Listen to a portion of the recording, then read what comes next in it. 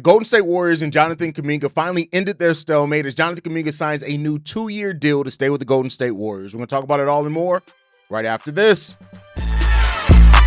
Welcome to the number one place for your daily basketball news and analysis, NBA Central.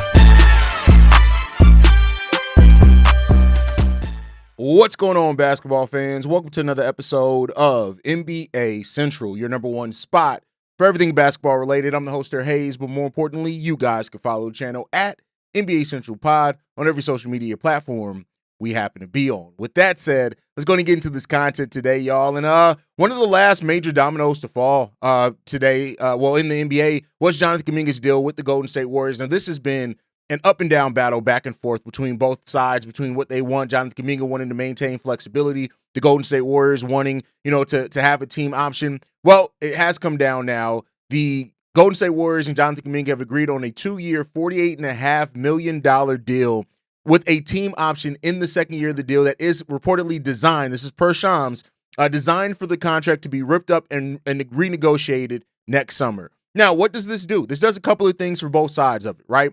Jonathan Kuminga gets the money that he wanted, not the full $30 million that he was reportedly looking at, but he does get a $24 million deal across 2 seasons, right? To get that to that $48 million contract. And so it's a decent contract. And it means that Jonathan Kuminga also, while he does not have a player option where he controls it, he does have, it's a shorter term contract to where, if the Golden State Warriors do trade him during the season, because he does not have the no trade clause now, if they do trade him during the season, it is going to allow him to only have 1 year left on the deal before he ultimately decides his own fate and maybe goes to a team that he wants to go to. So this is it. And reportedly, Mike Dunleavy, throughout the negotiations, one thing that they did not want in regards to it was, it's not to have his qualifying offer next year. And so it is. He's getting $15 million above what his qualifying offer would be, plus an extra year of security as well. The Warriors reportedly never wavered from team option being in the deal. They wanted to always make sure that a team option was in the deal.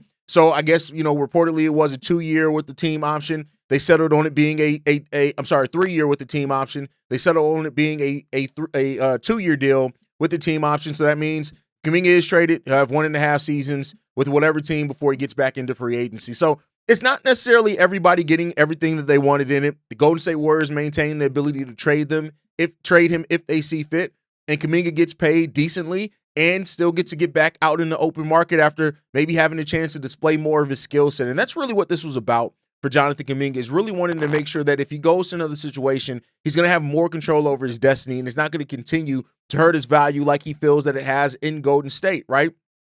So it's business when it all comes down to it, and I think that that's really, what it comes down to, and it is what it is. Steve Kerr, in regards to it, said this: "We've been through a lot bigger deals than this. I don't think that is a big deal. This is business. Contract disputes happen all the time in sports. I'm not concerned. We expect this to get resolved soon. Once it is, I'll be more than comfortable talking about the basketball end of things." So that was actually earlier today. And so now that it has been resolved, now they can get focused on the basketball things. Keep in mind, the Golden State Warriors announced the spring of signings a couple of days ago, getting Al Horford, DeAnthony Melton, Gary Payton II. They were able to sign that, as well as Will Richard, the 52nd, I think, overall pick in the draft. And now they add Jonathan Kuminga to that. If I'm not mistaken, they still have one roster spot open, which is potentially going to go to Steph Curry's brother, Seth Curry.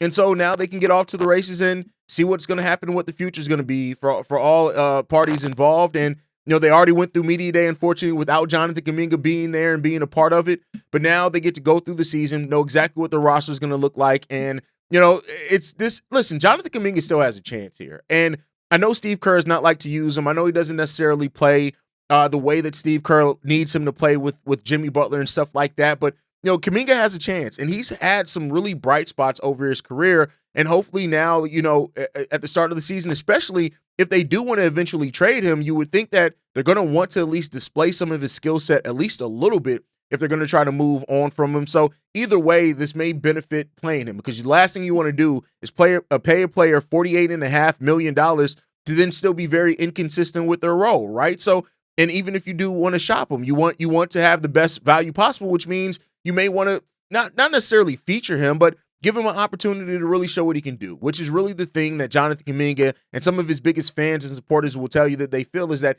he just hasn't had a huge opportunity to really display everything that he can do on the basketball court because of things that have gone on with his role and being with the Golden State Warriors. So now we just got to see how that's going to shake out for this team. So the Warriors now have nearly a complete roster after going through most of the season with 9 players on their roster before finally starting to make some signings and adding some players to this team. And so now you can take a step back and look at this Warriors team and try to determine exactly, how they're going to fare in the Western Conference. And I'll tell you what, I know I just said it, but Kuminga has an opportunity to earn a role here. Like, when you look at this Warriors team, yeah, they have some inconsistent scorers that can come off the bench too, but Kuminga has almost proven that he's a guy that can go out there and get you a bucket. If you just give him the ball and let him go to work, he can go out there and get you a bucket, right? So you're looking at this rotation now with the Golden State Warriors. You got Steph, Jimmy, Dre. I don't know if they're going to plan on starting Al Horford or they're going to give Quentin Post a chance, but probably Al Horford's going to be there as well. You got Buddy Hield, Pods. And then you look at the depth piece. You got Trace Jackson-Davis. You got Quentin Post, if he is not the starter. Will Richard, Gary Payton II, Alex Tui. They got some guys there that can do some things. Jonathan Kuminga, of course, right? Seth Curry, maybe eventually going to be on that roster as well. Melton, right? So, we'll ultimately see what the Golden State Warriors are going to be able to come and what they're going to be able to achieve with this version of the roster. But it's all geared around Steph and what Steph is going to be, trying to maximize on who Steph still is as a player this late in his career. And Steph is still a very special player, still a player that can still go out there and get a bucket. And now you just have the ability to focus on that. The noise is now done. You can focus on your basketball roster.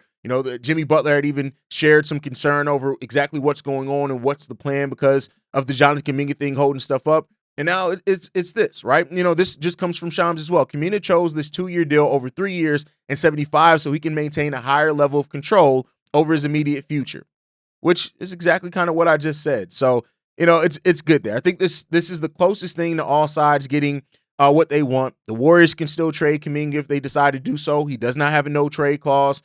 Kuminga gets to get back in free agency sooner rather than later. He'll still be an extremely, extremely young player when he does get back into free agency the next time. And so he still has an opportunity to sign a long-term deal that's really going to give him an opportunity to, show what he can be and get some security in the NBA, which is really what everything's about. He's 22 years old. At the end of this deal, he'll be 24 the next time he's in free agency. And so, with that, he does turn, 23 here in a couple of weeks, but he'll still be 24 going throughout the offseason. So he's going to have an opportunity now to really show what he can do, and we'll see what the future does hold for Jonathan Kuminga. But let me know what you guys think down below. Now that this deal has been settled, it's official now, both sides, we know exactly what it is. How do you see this working out for Jonathan Kuminga? Do you still see the Warriors maybe moving him in a trade between now and the trade deadline? I think now that he signed this deal, he won't be eligible to be traded until December, if I'm not mistaken. But let me know what you guys think on that down below. Make sure you guys are following us at NBA Central Pod. You can send us any feedback, questions, comments, concerns, NBA Central Show at gmail.com. And then lastly, if you want to leave a text message and our voicemail for the mailbag,